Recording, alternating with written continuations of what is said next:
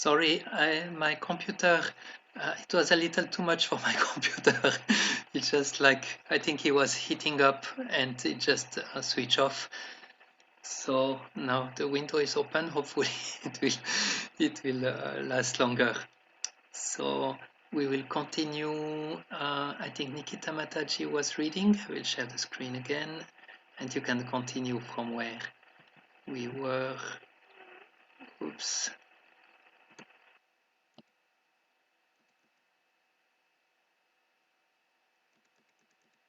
Actually,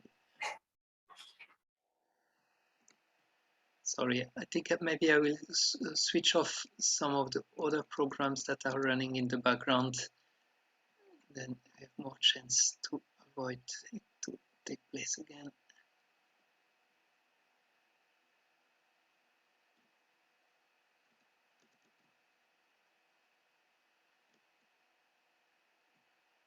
Okay, so here it is.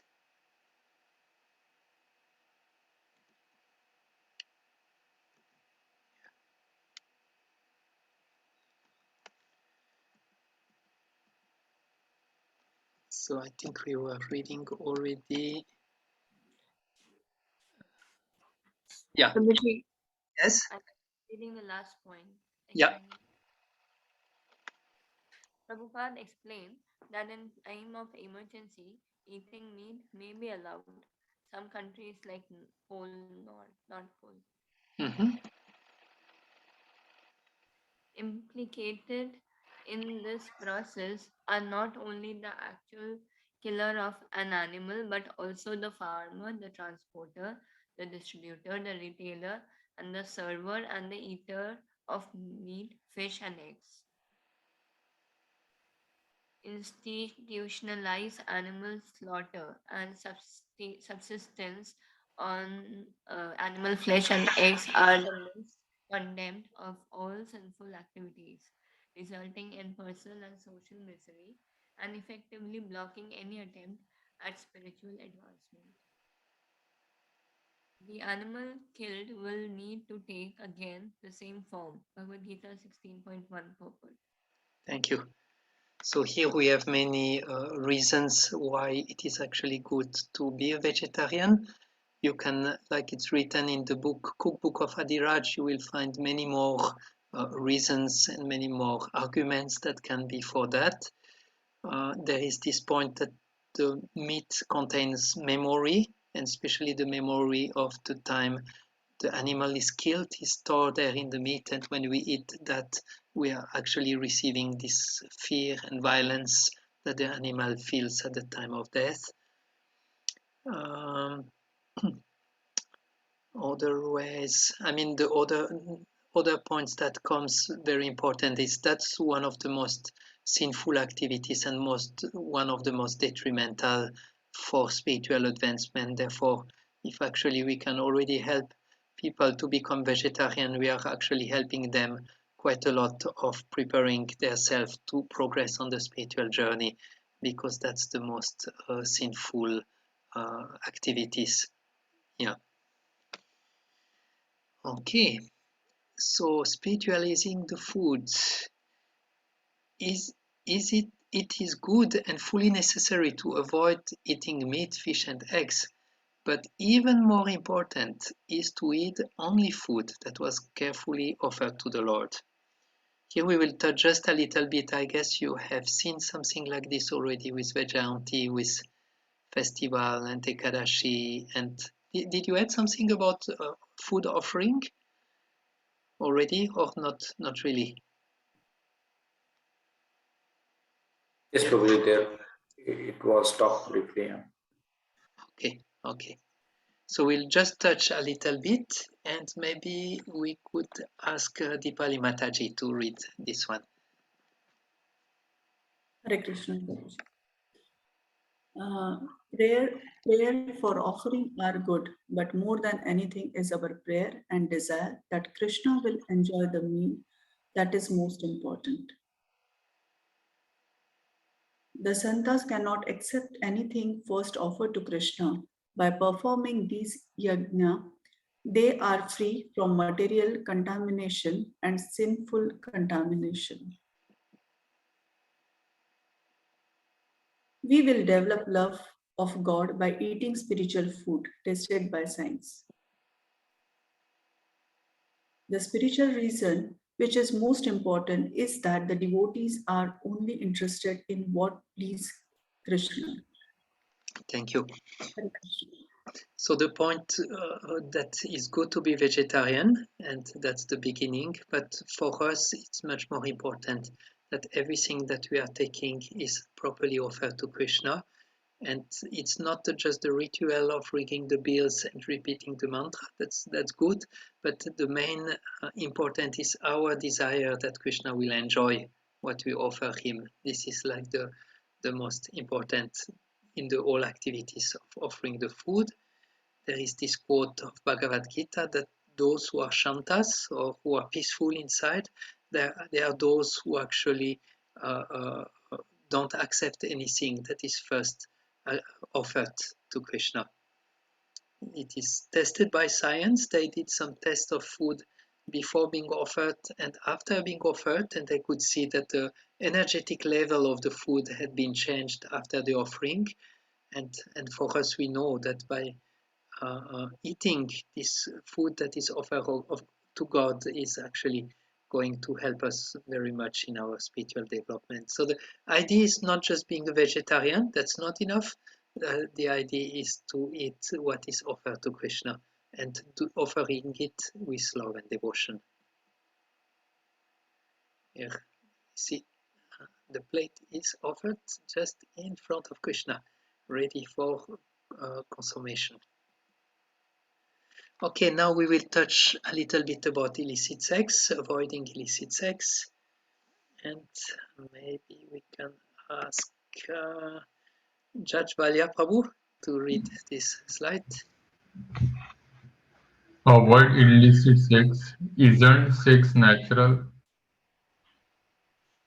Yes, but contraceptives are not.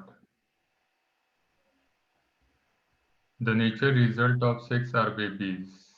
Okay, thank you. So that's often someone says, isn't it natural to have sex? And yes, it is, but to contraceptive or not. And yeah, the natural, if we speak of something natural, the natural result of sex is actually baby. Okay, now what is happening? What are the bad reactions coming from illicit sex life? And I lost a little bit the track of who should read when, but maybe we can ask Rahul maybe to read this one. Yes, Prabhupada. When one engages in sex outside of marriage or even in marriage when not for having children but sexual pleasure, the result is that if children come, they might be unwanted. Lust is the greatest enemy of the living entity, and it induces the pure living entity to remain entangled in the material world. The greatest object of lust is sexual enjoyment. It is the main binding principle of material existence. It creates a heart not in the heart. Sorry, not should be written in a different way. Okay, it Yeah, creates a it's heart not in the not. heart. Yeah. Sorry. Being the most potent form of sense gratification, sex has the greatest potency to hinder spiritual advancement. Breaking of families, bad progeny, egoism, sickness, cheating, etc. Okay. The results of Yeah. Those are all the reactions coming from illicit sex, and we can see in the Bhagavad Gita that's a great concern of Arjuna when he doesn't want to fight because he's afraid that there will be bad progeny coming that at the end as a result of the war. And we see also in the last point this illicit sex is might bring bad progeny. And we can see nowadays, because divorce is something coming so often, and so many children are coming without being really wanted, that many children are not properly cared for, and in the result many of them have psychological issues. And I notice now, from 20 years before, there was much less young people having mental difficulties. And we can see now, 20 years, 25 years later, how much more children have this type of problem, which is mainly coming due to being unwanted coming, and having parents who divorce, or parents who do not actually give the proper love to the children. Maybe if I can ask Judge Valia Prabhu and Rahul Prabhu to mute yourself back. Thank you. Super. Then lust is the greatest enemy. This we have heard many times also from the Bhagavad Gita. And the things is this material sex enjoyment is the most powerful form of lust, and this is what is creating the strongest binding of the soul to the body. Actually, this is what is really keeping us very strongly a prisoner inside of our body, or the identification become extremely strong when this is happening. So we will go to the next argument supporting the need of controlling sense enjoyment. Maybe, oops, sorry. Maybe we can ask Harika and Sudhir to read this one. Yes, Prabhuji. Argument supporting the need of controlling sexual enjoyment. I am sex life, which is not contrary to religious principle. Bhagavad Gita 7.11. Materialistic society preaches that sex makes one happy, but if that was the truth, prostitute would be the happiest persons. That is really not. Srila Prabhupada compares sex life with a drop of water in the desert. What is its value? Almost nothing. If we compared it to the ocean of bliss that we find in the spiritual dimension, men are declining to keep a wife because sex is so cheap. Yeah. So here we have good arguments why it is actually good to follow this particular regulation. Okay, tips for keeping sexual urge under control, because I guess everyone knows it's actually a very, very powerful urge, and we have some tips how to deal with that. And maybe we could ask Chirag to read those one.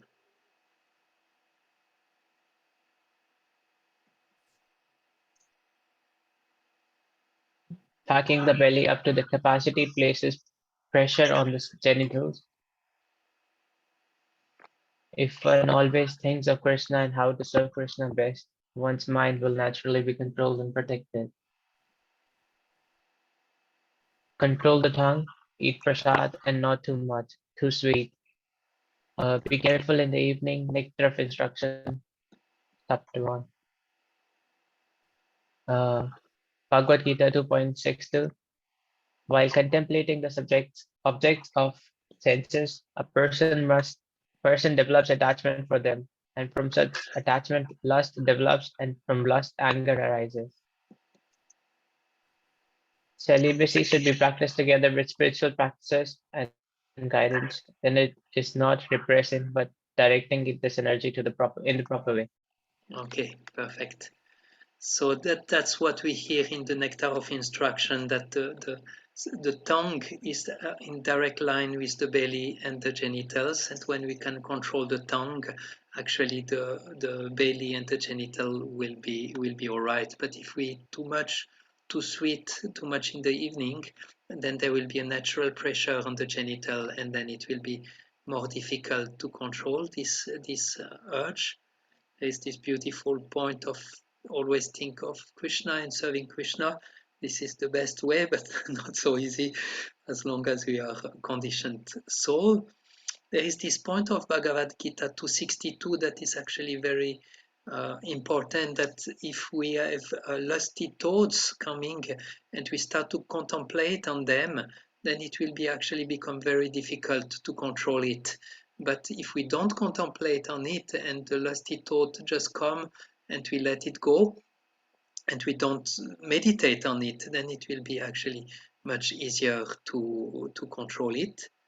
And again, the last one is also important, that this celibacy is good, but it should be going in parallel with spiritual life and thinking of the Lord, chanting His name, and then it's properly all right. If one tries to just follow celibacy without a proper spiritual guidance, then it might be also not good for him. And yeah, here we have Yagya, Vedic Yagya, which is one of the way to actually deal with this powerful urge. So solution on how to redirect sexual energy. Maybe we can ask Yvonne. Solutions on how to redirect sexual energy. Full absorption in Krishna consciousness. Krishna consciousness allows sanctified sexual enjoyment within married life according to religious principles. Such practices is also called celibacy. Entering Grihastha ashram and having children. Yeah, thank you. So these are solutions when this sexual urge is too strong and cannot be controlled, then the best is actually to do it into the proper frame of family life, ideally for procreating children. But that's actually what the scriptures speak about, that this should be done for procreating children. But Prabhupada could see after some times that many of his disciples had really struggled to follow that. So Prabhupada gave a little different. He said, at least in the marriage, for those who were not able to be in the standard. So he gave, seeing that it was not possible for everyone to follow, then he gave a little compromise to help those who really could not do it. At least you keep it into marriage life. Okay, so that's the end for this section on no meat eating and no illicit sex. So we can open a little bit for questions or discussion on this topic if you wish. I see Harika and Sudhir.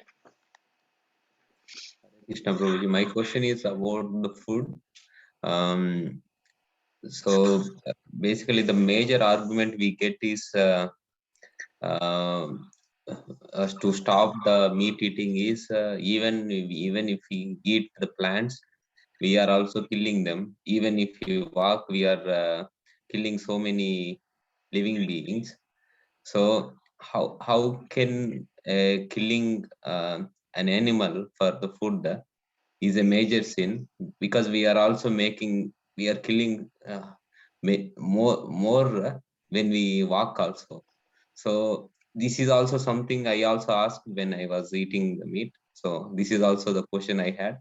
But this is also the major argument we receive about this. I would like to know how we should answer and this one.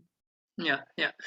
What I usually answer when this question come to me, I say, take a knife and go in the garden and cut a salad. And then I say, now take a knife and you go and cut the head of a chicken. And tell me if you feel any difference between the two activities. And it's very clear that you will feel that it's actually worse. So it's how the nature is done. that actually every species in the nature needs to have some food and needs to eat some food, but we can immediately feel that vegetables, fruits, and grains and like this are actually easily to have without having any real violence. But you can see in the sense of the animals, there is definitely a huge amount of violence whenever you have to kill one of them. So this is what makes most sense to me. This argument. Yeah, that's what I usually answer. And so, of course, we are killing animals while walking, and we are killing. But also, for example, with fruits, you don't kill; you just pick up. And Yeah. there are many salads, for example, you just cut it and it continues to grow. You don't really kill it. Or tomatoes, you don't have to kill the plant, you just pick up the tomatoes. So there are many things actually that you don't really kill, even with the vegetal species. So, but I think the argument of the knife is strong enough usually to make a good difference. And also the fact that we will offer everything to Krishna is actually taking away all the let's say the last trace of violence that can be there are still purified and removed by offering it to Krishna. So when the food is offered to Krishna, vegetarian food, then it's really karma free. There is no karma anymore into it. Yeah. Thank you, Thank you, Prabhuji. I have one more question. So Rahul Prabhuji. maybe after Rahul Prabhu, I can ask. Okay. Then you can ask. Okay, thank you, Prabhuji. So doctors also say in the slide it's vegetarian is healthy, non-vegetarian is not healthy. So but doctors say that eat meat, so that if people are weak they suggest eat meat only. So how to answer them, because most of the people raise that concern, why you stopped meat eating, it's not healthy. So how to answer them, vegetarian is healthy? And yeah. Well, I don't know the names, but I know there are very popular men who are extremely strong and who are vegetarian. I saw one who was able to throw a washing machine far distance, and he was vegetarian. So they are actually example of people who are vegetarian and who are very strong. But what we need to explain to people is many they don't know that vegetarian diet has a lot of proteins when we take regularly dal and chickpeas and things like this. So it's nice to inform people who are not informed about how rich and how varied can be a vegetarian diet, and to convince them that actually you can find everything you need in vegetarian diet. I must say personally, I have still like one type of vitamin, vitamin B12, that is often too low in my body, and I need to take some extra natural pills of vitamin B12 to be proper. So even being vegetarian, it doesn't mean everything is okay. Like everyone, we need time to time to do a blood check and check that we are doing good. And it could be that different bodies, by having a vegetarian diet, might have some things that needs to be a little bit readjusted. But better to take a little bit supplement and have karma free food and not be part of killing others. But it's still, we need to have like a lot of variety and a lot of good balance with all the proteins, fats, and everything into our vegetarian diet, and also check out if we are doing all right or if we need some extra supplement. So when you tell that to people, they understand. Okay, yeah, it makes sense. Thank you, Prabhuji. Rahul Prabhu. Hare Krishna Prabhuji, one general question about the food. So, especially in the social setup, I mean, at a work, for example, when we like have some gatherings with the colleagues, then they know that I don't drink alcohol, but then sometimes colleagues give suggestion, then why don't you drink non-alcoholic beer? Yes. I mean, normally, yeah, my choice would go for juice, but always it creates a doubt. I mean, is it acceptable? Like something is non-alcoholic, but maybe made through the same process, kind of. Yeah. I think it could be acceptable, but I personally don't like at all because it reminds me of the real things that is not so. You can just say the taste is just so horrible. I just don't like it. It's just I tried it and I don't like it. The juice is just so much nicer and yeah. But even I mean that's also very personal. But for me, even like vegetarian sausages, it's like meat, like but it's vegetarian. And I Yeah. just cannot. I just don't like it. It just remind me of what I used to eat when I was non-veg, and I just feel thank you, not for me. But Yeah. it's very individual. But yeah. I would just say sorry. The taste is terrible. I prefer juice. Yeah. Thank you, Prabhuji. Okay. Then, if you don't have any other questions, then we can stop a little bit earlier for today. Yeah, thank you for being here. And I think you will have my wife for the next session with no gambling and no intoxication. And I will take over at 12, from 12 to 1:30. With regarding to Vaishnava, 3 levels of Vaishnava, Vaishnava Parad, and qualities of Vaishnavas. So wish you a refreshing pause in between, and I will see you again at 12. Hare Krishna. Thank you, Prabhuji. Thank you, Prabhuji. Hare Krishna Krishna. Prabhu. Thank you. Krishna. Thank you, Prabhu.